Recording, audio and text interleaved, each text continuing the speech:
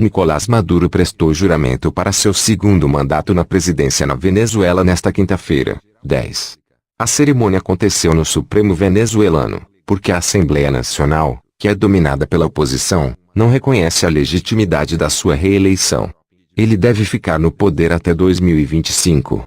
Caracas e outras cidades do país amanheceram com agentes da Força Armada Nacional nas ruas, de acordo com o jornal El Universal.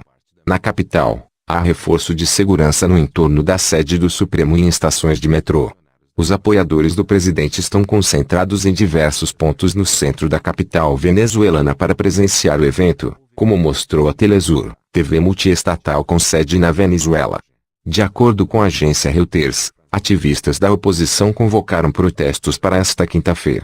A oposição política venezuelana e diversos países, entre eles os Estados Unidos, o Canadá, e os membros do Grupo de Lima, do qual o Brasil faz parte, não reconhecem a legitimidade do novo mandato de Maduro. A maioria dos países latino-americanos, incluindo o Brasil, os Estados Unidos e a União Europeia não enviaram nenhum representante para a posse. O que esperar do novo mandato de Nicolás Maduro?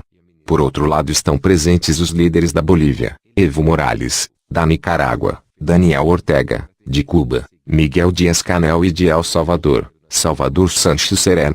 No Brasil, a deputada federal eleita e presidente do PT, Gleisi Hoffmann, confirmou sua presença.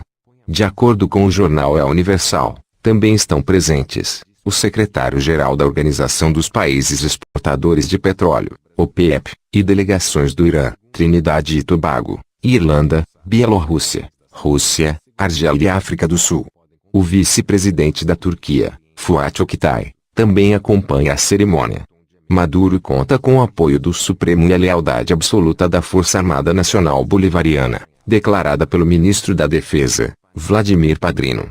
Contrariando a Constituição, o juramento não foi feito perante a Assembleia Nacional, de maioria opositora, assim como o órgão não reconhece a legitimidade de sua eleição. Ele também não aceita a sua autoridade, e considera que o parlamento está em situação de desacato. Eleição contestada. Maduro foi reeleito em maio do ano passado, com quase 70% dos votos, em eleição que foi boicotada pela oposição, teve alta abstenção e denúncias de fraude. A coalizão opositora Mesa da Unidade Democrática, MUD, se recusou a participar do pleito por considerar o processo uma fraude para perpetuar Maduro no poder. Os dois maiores rivais de oposição já estavam impedidos de concorrer. Leopoldo López está preso e Henrique Capriles foi impedido de se candidatar a qualquer cargo por um período de 15 anos. Cerca de 20,5 milhões de eleitores estavam registrados para votar, mas o comparecimento foi de 46% do eleitorado e um total de 8,6 milhões de votos. Foi uma das porcentagens de participação mais baixa da história venezuelana. Crise socioeconômica. Desde 2013, quando Maduro assumiu o governo, a Venezuela sofreu ondas de protestos violentos, que deixaram cerca de 200 mortos, e uma derrocada socioeconômica. Entre 2004 e 2015, nos governos de Hugo Chávez e no início do de Nicolás Maduro, o país recebeu 750 bilhões de dólares provenientes da venda de petróleo. O governo chavista aproveitou essa chuva dos chamados petrodólares para financiar de programas sociais importações de praticamente tudo que era consumido no país. Mas, em 2014, o preço do petróleo desabou. Além de receber menos dinheiro por seu principal produto, a Venezuela também teve uma queda significativa na produção. O que levou a Venezuela ao colapso econômico e a maior crise de sua história. O Estado ainda viu seus gastos públicos aumentarem para conseguir manter os programas sociais. A dívida externa aumentou em 5 vezes. Ao tentar supervalorizar a moeda venezuelana, o governo provocou distorções de valores que causaram uma crise de desabastecimento e contribuíram para um cenário de hiperinflação. Em 2016, a escassez de medicamentos levou o parlamento a decretar crise humanitária. Imigração em massa. Em fevereiro de 2018, uma pesquisa mostrou que 9 em cada 10 venezuelanos viviam abaixo da linha da pobreza, e mais da metade deles estavam no patamar da pobreza extrema. O cenário de apagões, falta de comida, remédios, transporte e água e hiperinflação, com um salário mínimo que permite a compra de 1 quilo de leite em pó, provocou uma imigração em massa nos últimos 4 anos.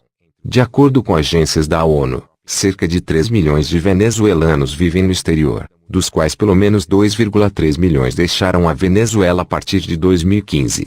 A maioria deles viajou para a Colômbia e o Peru. No Brasil, vivem atualmente mais de 30 mil venezuelanos. Cerca de 10 mil deles cruzaram a fronteira apenas nos 6 primeiros meses de 2018. Adversários de Maduro o acusam de empurrar o país para o abismo com medidas econômicas disparatadas, de submeter o povo à fome e de ser um ditador, sustentado por militares. No entanto, ele diz ser um presidente democrático e vítima dos Estados Unidos e a guerra econômica da direita, a qual culpa pela hiperinflação e falta de comida. E promete prosperidade.